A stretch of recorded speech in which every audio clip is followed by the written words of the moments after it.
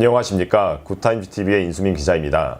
올해 6.13 지방선거가 다가옴에 따라 각 지역 당협위원장들의 역할이 강조되고 있고 그에 대한 시민들의 관심도 고조되고 있습니다.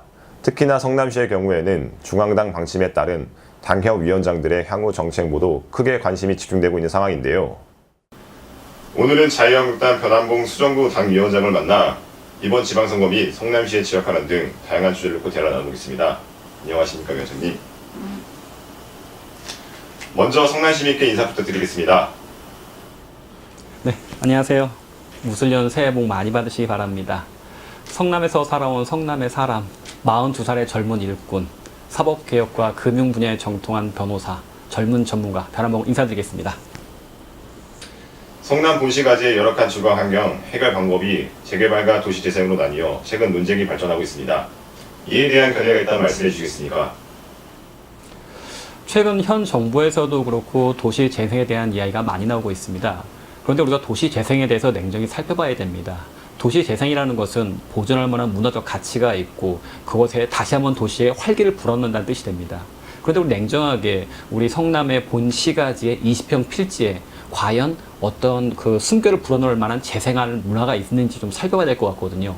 사실 20평 필지, 그곳의 주된 문제점은 소방도로가 확보되어 있지 않고 주차장조차 확보되어 있지 않다는 겁니다. 열악한 기반시설에 대한 문제가 제기되고 있는데요.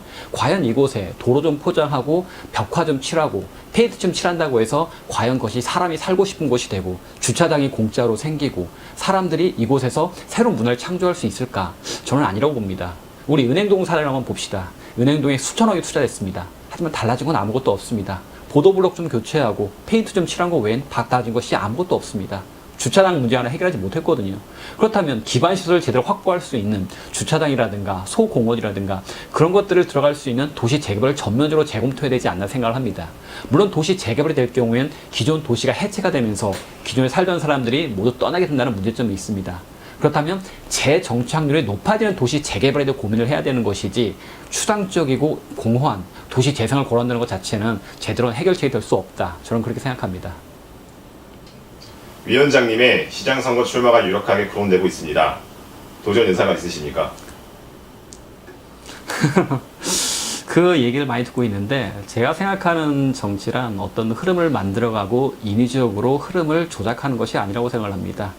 흐름에 편승할 수 있고 순리에 따라 행동하는 것이 바로 정치인의 길이 아닐까 싶거든요.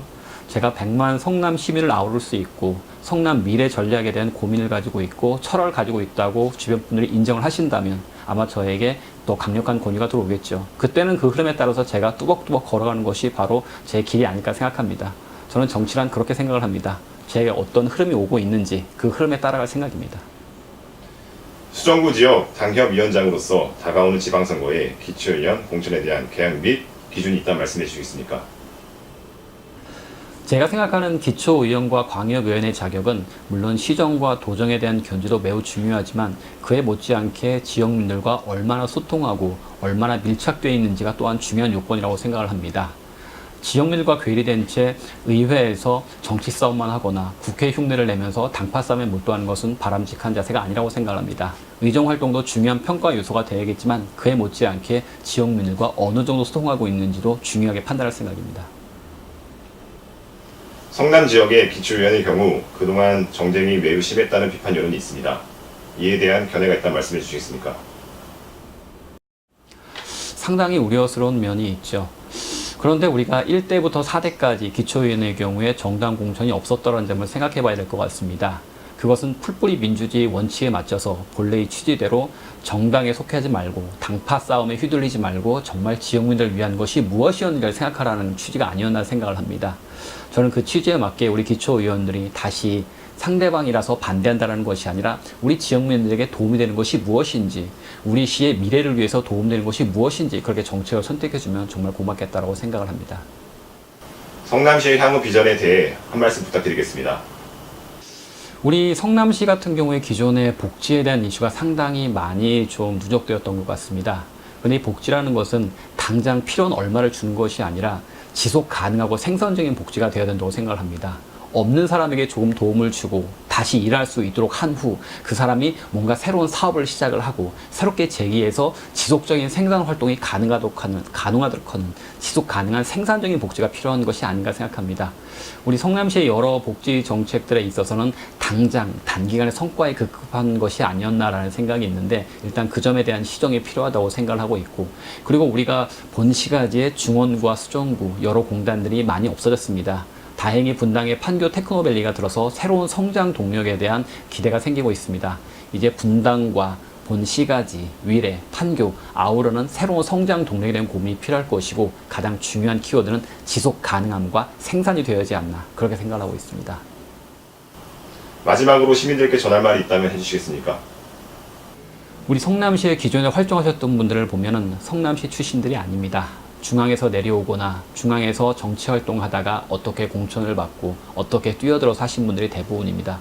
물론 성남에 오셔서 1, 20년 동안 성남 지역사회 활동을 하시다가 정치를 하신 분들도 계시겠지만 그분들보다는 이제 성남에서 자라서 성남에서 키워서 성남을 잘 알고 있는 분들이 우리 성남을 위해 일을 해야 하는 것이 아닌가 그렇게 생각합니다.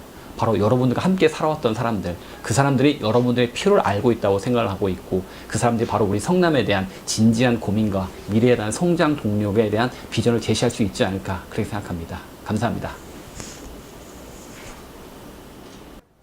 예, 오늘은 변한봉 위원장님께 여러 질문을 드려봤는데요. 이번 지방선거까지 깨끗한 과정, 그리고 오직 시민들을 위한 결과가 나오길 기원합니다.